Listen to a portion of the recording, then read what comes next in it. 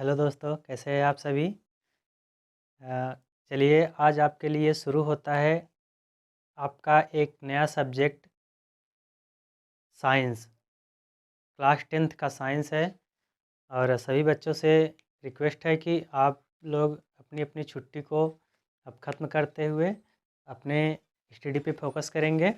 और आज आपके लिए शुरू होता है, मैथ तो चल ही रहा है, आज शुरू होता है क्लास 10th का साइंस। इसके बाद शुरू होगा क्लास 10th का मैथ। ठीक है, तो चलिए चैप्टर है रासायनिक अपक्रियाएं एवं रासायनिक समीकरण। तो पहले हम इसको समझ लेते हैं कि रासायनिक अपक्रिया क्या होती है, फिर रासायनिक समीकरण क्या होता है, फिर कैसे पता करेंगे कि रासायनिक अपक्रिया हो रही है कि नहीं हो रही है। फिर इसके बाद हम ये देखेंगे कि रासायनिक अपक्रिया कितने प्रकार से होती है और क्या क्या होती है, इसके बारे में सारी चीज़ें हम आगे देखेंगे। चलिए तो पहले देखते हैं रासायनिक अपक्रिया। रासायनिक अपक्रिया कहते किसे हैं, इसको पहचानेंगे कैसे, इसके बारे में जानते हैं। वह अपक्रिया, ध्यान से सुनिएगा, इसका डेफिनीशन जो है अभी हम एक बार बता देते हैं, फिर उसके बाद आप लोग जिसको लिखना है लिख लेगा। ठीक है, चलिए। वह अपक्रिया जिसमें दो या दो से अधिक रासायनिक पदार्थ, ध्यान से सुनिएगा, वह अपक्रिया जिसमें दो या दो से अधिक रासायनिक पदार्थ परस्पर अपक्रिया करके किसी एक नए पदार्थ का निर्माण करते हैं।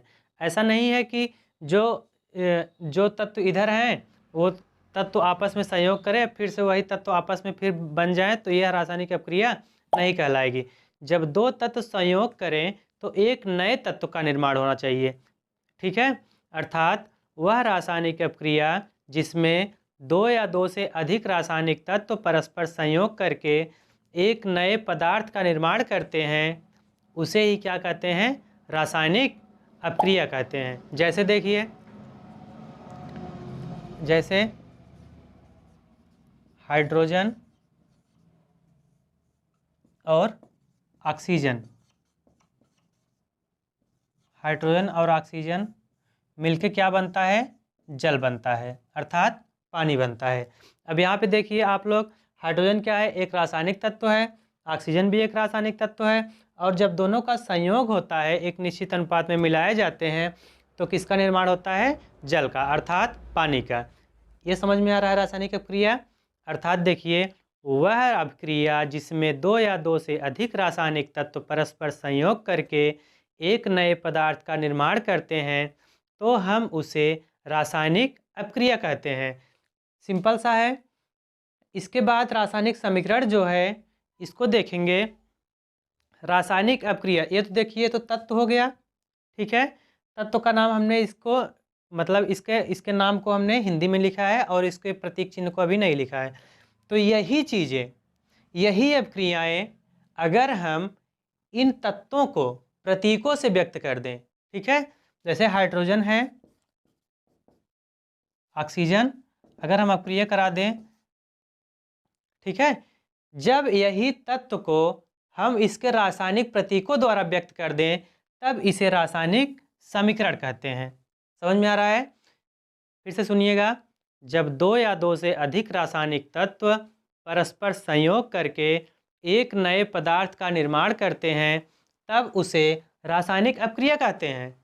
और यही तत्व, इन्हीं तत्वों को जब हम इनके रासायनिक प्रतीकों द्वारा व्यक्त कर दें, तब यह हमारा रासायनिक समीकरण कहलाएगा। ठीक है, क्लियर हुआ? अगर हम उसको डायरेक्टली ऐसे इसके नाम से प्रदर्शित करें तो यह रासायनिक अपक्रिया है। अगर यही चीज़ हम इसके प्रतीक चिन्ह से प्रदर्शित कर दें तो क्या हो जाएगा, यह रासायनिक समीकरण हो जाएगा। ठीक है, चलिए अब देखिए, इसके आगे हम देखते हैं कि कैसे हमें पता चलेगा कि रासायनिक अपक्रिया हो रही है कि नहीं हो रही है। ठीक है, तो रासायनिक अपक्रिया होने के लिए कई गुण होने चाहिए। जैसे देखिए, पहला अवस्था में परिवर्तन, अवस्था में परिवर्तन, कई गुण हैं इसके, दो चार गुण आप लोग जान लीजिए। यदि देखिए, अब यहाँ पे देखिए, हाइड्रोजन क्या है, गैस है, ऑक्सीजन क्या है, गैस है, दोनों है तो गैस, लेकिन यहाँ पे अगर अपक्रिया कराएंगे तो जल हो गया, ये तरल पदार्थ बदल गया। इसके अवस्था में परिवर्तन हुआ कि नहीं हुआ? देखिए यहाँ पे ये दोनों गैस थे और यहाँ पे मिलकर तरल पदार्थ बना दिए, अर्थात इसके अवस्था में परिवर्तन हो गया। ठीक है, सेकंड देखते हैं ताप में परिवर्तन। ताप में परिवर्तन। नेक्स्ट देखते हैं गैस का निकलना। गैस का निकलना। नंबर 4 देखते हैं अवक्षेप का निर्माण। अवक्षेप का मतलब होता है कि जब रासायनिक अपक्रिया में कुछ अपशिष्ट पदार्थ बच जाते हैं। अपशिष्ट पदार्थ से ये तात्पर्य है कि वह बचा हुआ पदार्थ जिसको हम फिर से प्रयोग में ना ला सके, वही होता है अपशिष्ट पदार्थ या अवक्षेप। अवक्षेप का निर्माण। एक और होता है इसके अगर रंग में परिवर्तन। रंग में परिवर्तन। यदि रंग में परिवर्तन हो जा रहा है किसी तत्व के या किसी पदार्थ के, तब पर भी हम क्या कहेंगे उसको कि यह रासायनिक अपक्रिया हो रही है। पहला अपक्रिया है संयोजन अपक्रिया। क्या है? पहला संयोजन अपक्रिया।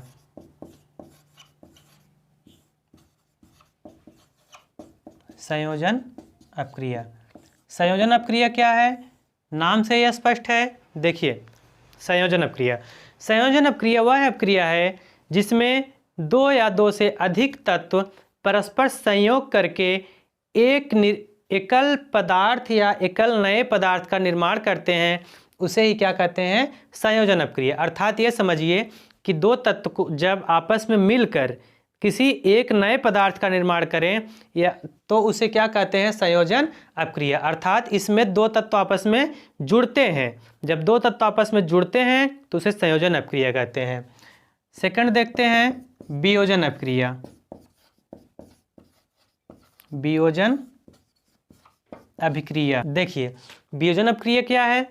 यह वियोजन अपक्रिया है जब एक पदार्थ या एक यौगिक, ठीक है, जब एक यौगिक को ताप देने पर या किसी अन्य कारणों के द्वारा उसे तोड़कर दो अलग अलग तत्वों में विभाजित कर दिया जाए, तब यह क्या होती है? वियोजन अपक्रिया होती है। ठीक है, समझ में आ रहा है? जैसे देखिए अगर जल है, ये जल एक यौगिक है, आपको पता होगा जल को हम अगर गर्म करेंगे तो हाइड्रोजन और प्लस ऑक्सीजन दोनों क्या हो जाएंगे? अलग अलग हो जाएंगे। तो क्या होगा? यह एक वियोजन अपक्रिया हो गई। समझ में आ रहा है? ठीक है, चलिए थर्ड देखते हैं ऊष्माक्षेपी या ऊष्माशोषी अभिक्रिया।